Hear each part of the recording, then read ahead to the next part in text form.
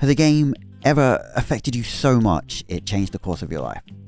For me, that game is Fallout New Vegas.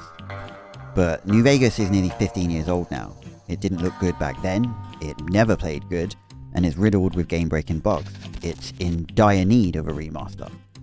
But with the recent Oblivion remaster, it got me thinking, I don't want a New Vegas remaster.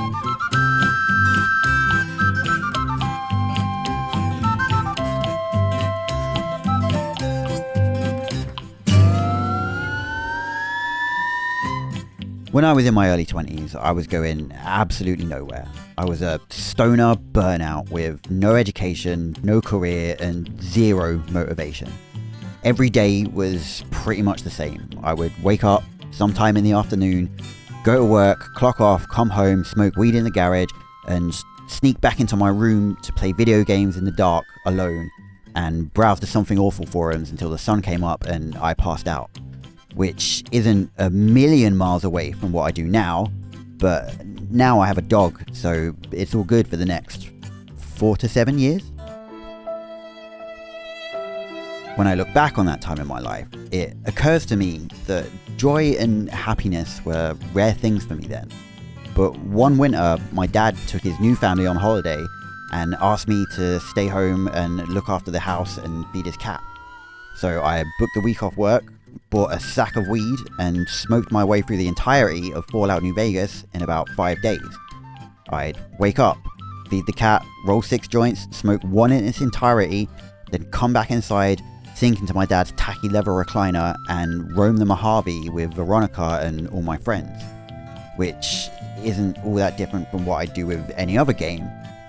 But Fallout New Vegas hit me like a ton of bricks when I played it. It made me seek out better games, better art, and eventually better politics. I found myself finally being interested in things and started to seek out the new experiences that I'd been missing out on for most of my life. In its own way, Fallout New Vegas shaped me into the person that I am today.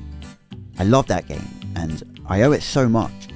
And with the recent Fallout 3 remaster being confirmed in a court case, along with the fact that Microsoft now owns Bethesda and Obsidian, it's not unreasonable to think that a Fallout New Vegas remaster might be on the cards, which, despite the fact that that game means so much to me, I really don't want to happen.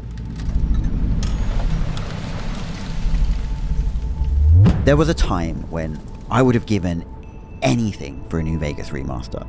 To me, there was a golden era of Western RPGs from around 2004 to 2015, where studios like Obsidian and Bethesda were putting out banger after banger.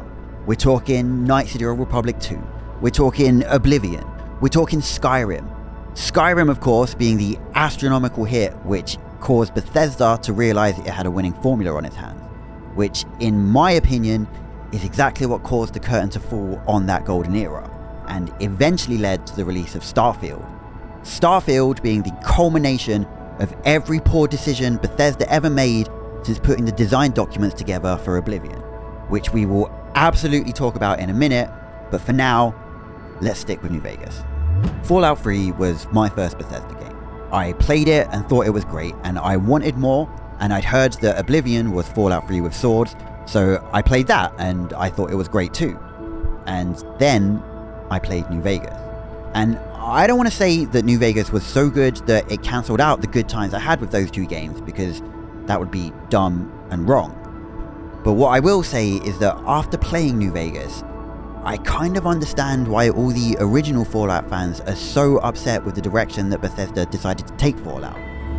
I know this point has been made a million times. I know that what I'm about to say is going to out me as both horribly pretentious and incredibly basic at the same time, but I'm going to say it anyway.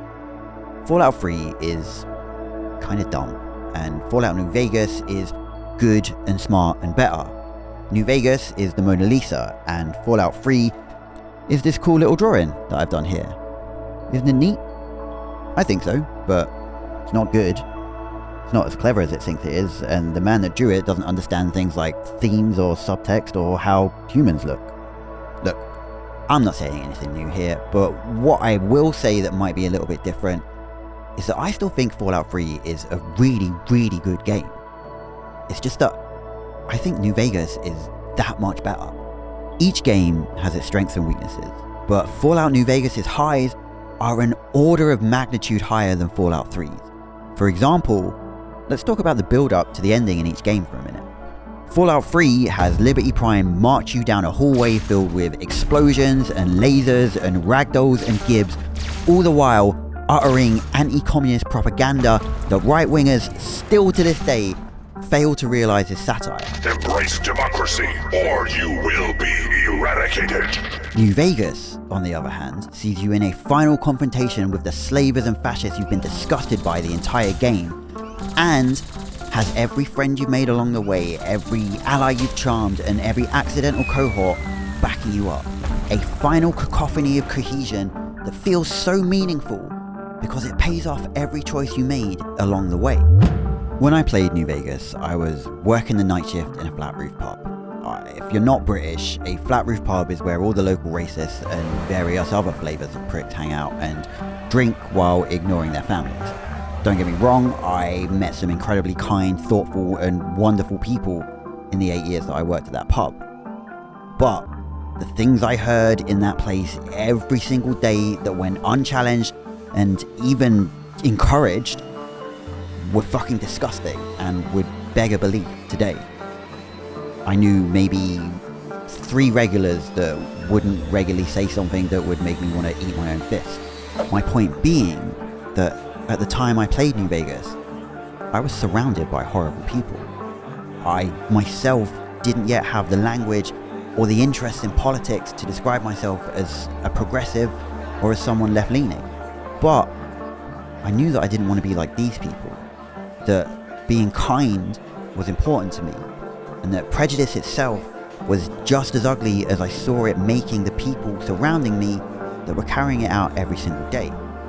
And after having received a stern talking to from a superior for having asked a regular customer to leave after he said that the black athletes on TV should have bananas dangled in front of them to make them run faster, having a game like New Vegas that I could retreat to and influence for the better had a really strong impact on me. Basically, up until this point in my life, I hadn't found my people. In many ways, I was lonely, bitter and frustrated. But having this stupid little game with horrible controls where the potato-faced people take 3 clips from an M16 to take off half of their health bar made me feel like there was hope in the world, because someone out there took the time to make it.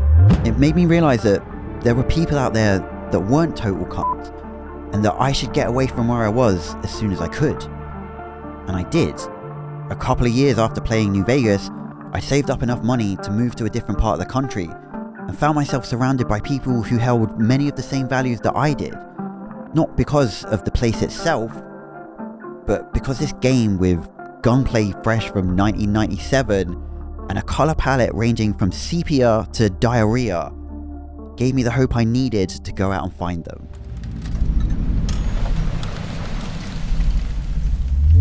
After playing New Vegas, I kind of had to have a little think about how I felt about Bethesda, RPGs, and gaming in general. New Vegas had made me open to trying new and different things, but at first I didn't really know where to find them. It was like the first time I'd seen 2001. I didn't really know why I liked it, but I knew immediately that it affected me on a profound level. And after playing New Vegas, I kind of felt a little bit hollow.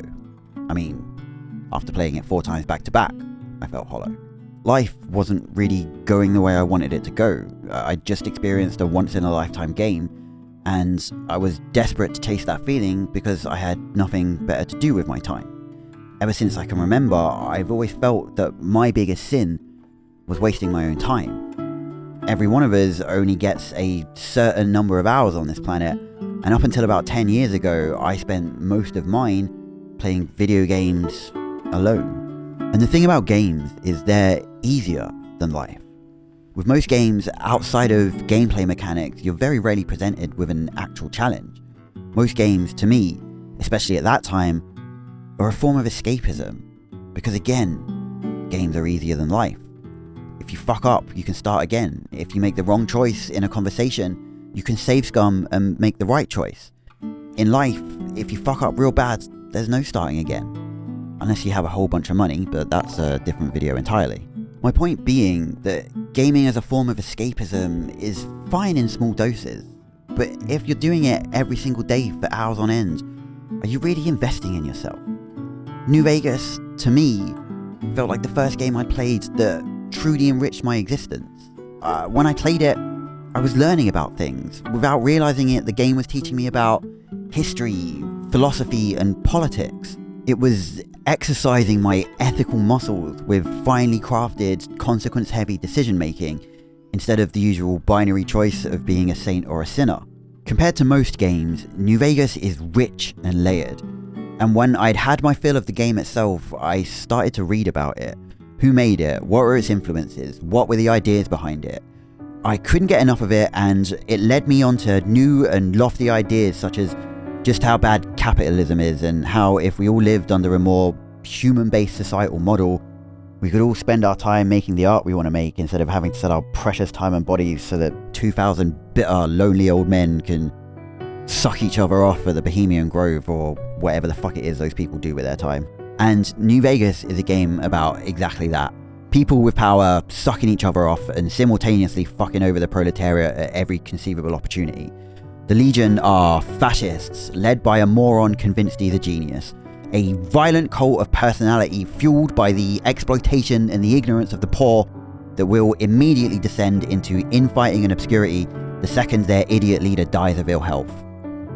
Mr. House is Howard Hughes, the saddest, loneliest, awkwardest little incel born into wealth and forever using that wealth to chase away feelings of inadequacy stemming from his own inability to form deep and meaningful connections with members of his own species, wealth generated by the exploitation of the poor. And then you've got the NCR. The NCR might be the worst of all in some ways. They do the fascism, but they do it with a smile. They violently seize land from its original inhabitants, just like the Legion. Maybe not quite as violently, but violence is absolutely a tool used by the NCR's leaders. A tool not just used for the colonization of indigenous people, but one that's also used to subjugate any form of collective action. It uses violence to make sure that in order to function in a society you've been forced to partake in, you have to get a job and not own the means of production or face homelessness, violence, or starvation. The NCR are the Democrats, the Republicans, the Labour Party, the Tories, the people in power today. The NCR represents the people who use your tax money for war and conquest instead of hospitals and education. The people that maintain the status quo. The people that use short-term solutions for long-term problems, just like the capitalists running the companies that make the games that you and I love. Which is what worries me the most about a potential New Vegas remaster. I don't think a remaster in and of itself is an inherently bad idea. I just don't have any faith it would be made with artistic integrity in mind, and why would I? Bethesda is a corporation solely concerned with the acquisition of capital, and Obsidian couldn't do it justice because they just don't have the talent anymore. The best I could hope for would be a one-to-one recreation with slightly better graphics. My wife's dead. But the more likely scenario is that it's evaluated by a consulting firm, which would then in turn consult a board of directors to sand down its edges, because modern audiences just aren't capable of enjoying game systems that employ any form of delayed gratification, which we've kind of already seen with the Oblivion remaster. Bethesda Shadow dropped it a few months ago, and yeah, I've spent a bit of time with it, and it's alright. I don't mind it. It's pretty faithful, I would say. Overall, it doesn't offend me. But there are a few things about it that kind of set off some alarms for me. They muted a lot of the blown out, dreamy color grade from the first game and replaced it with the same washed out green, grey, brown palette that almost every other game has today. Some of the enemy designs and the weapons visually improved to be a lot less goofy, but would I say they look better? No, not really. But I think we're potentially looking at the thin end of the wedge here. And if we consider Fallout 3 to be the thin end of the wedge that eventually led to Starfield, I don't think it's unreasonable for me to extrapolate that Bethesda signing off on a lot of Virtuoso's decisions with Oblivion might lead to some disappointing decisions about a New Vegas remaster at some point in the future. Microsoft owns both Obsidian and Bethesda. The Oblivion remaster already exists, we know that a Fallout 3 remaster is in development, and the next series of the Amazon Fallout show is going to be set in New Vegas. A New Vegas remaster is inevitable, maybe even a New Vegas sequel, and what with Bethesda's track record being what it is, Obsidian's glory days being long gone, and capitalism forcing AAA developers to seek the most amount of profit for the least amount of effort, I can't help but think that any new additions to New Vegas could only ever be disappointing at best and insulting at worst. Thanks for watching.